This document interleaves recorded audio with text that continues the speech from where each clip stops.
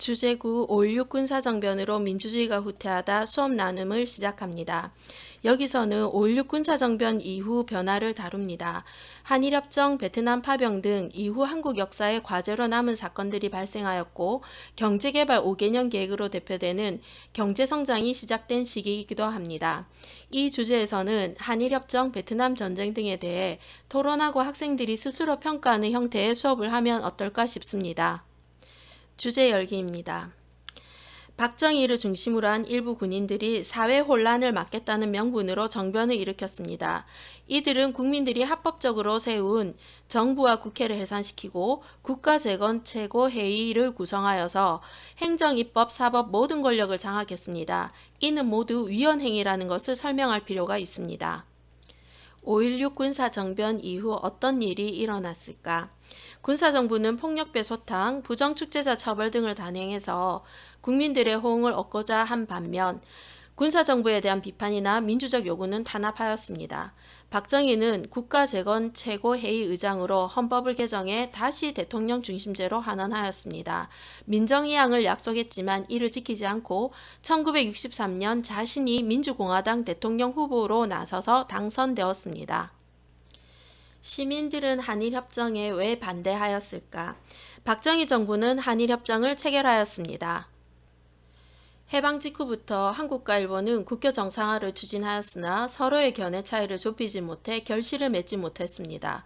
군사정변 직후 박정희는 한일회담을 시작하였고 대통령으로 당선된 후에 이를 체결하려고 하였습니다.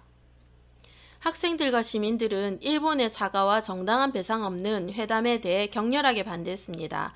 학생들은 박정희가 내세웠던 민족적 민주주의 장례식을 치르고 제2의 이완용 운운하며 6.3 시위를 전개했습니다.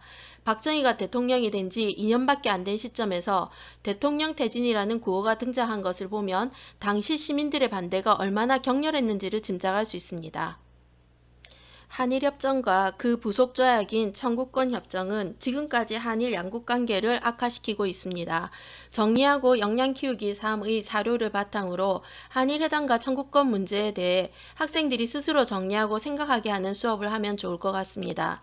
청구권을 국가가 위임받지 않은 상태에서 일방적으로 소멸시킬 수 있는 것인지와 당시 식민지 피해로 확인되지 않았던 일본군 위안부 피해, 원폭 피해에 대한 청구권도 함께 소멸시켰다라고 하는 것이 정당한지에 대한 판단이 필요합니다.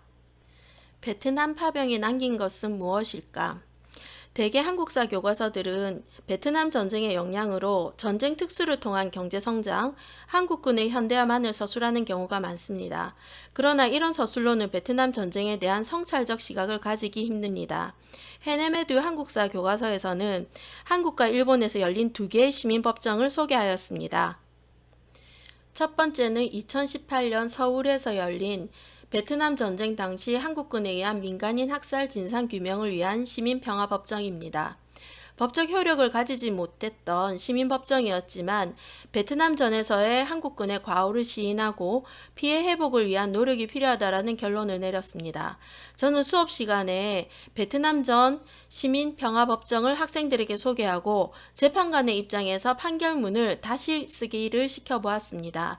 2018년 당시 실제 시민법정에서는 한국군의 민간인 학살이 있었느냐 없었느냐에 대해서 집중했으나 학생들은 전쟁 범죄를 부정해서는 안 된다라는 입장에서 피해 회복을 위한 진정한 사과와 배상, 그리고 한국의 학생들이 전쟁의 문제점을 배울 수 있게 역사교육에서 이를 충분히 다루어야 한다는 내용의 판결문을 작성하였습니다. 두 번째 시민법정은 2000년 도쿄에서 열린 일본군 성노예 전범 여성국제법정입니다. 두 시민법정을 안내한 후에 한국인들은 일본군 위안부 문제와 베트남전 두 가지 사건에 대해서 동일 잣대로 평가하고 있는지와 동아시아 평화를 위해서 어떤 자세가 필요한지에 대해서 한국 학생들과 함께 토의해보는 수업을 해보는 것도 좋을 것 같습니다. 경제개발 5개년 계획은 어떻게 추진되었는가? 1962년부터 경제개발 5개년 계획이 본격적으로 추진되었습니다. 식민지에서 벗어난 대부분의 나라들은 수입 대체 산업을 중심으로 한 자립경제 건설을 목표로 삼았습니다. 그러나 한국은 이와 달리 수출을 위주로 한 경제성장을 추진하였습니다. 노동집약적 수출 산업을 육성한 결과 경제 성장률과 1인당 국민소득은 빠르게 올랐습니다. 하지만 그 속에서 노동자들은 희생을 감내해야 됐습니다. 수출 가격을 낮추기 위해서 저임금 정책이 필요했기 때문입니다.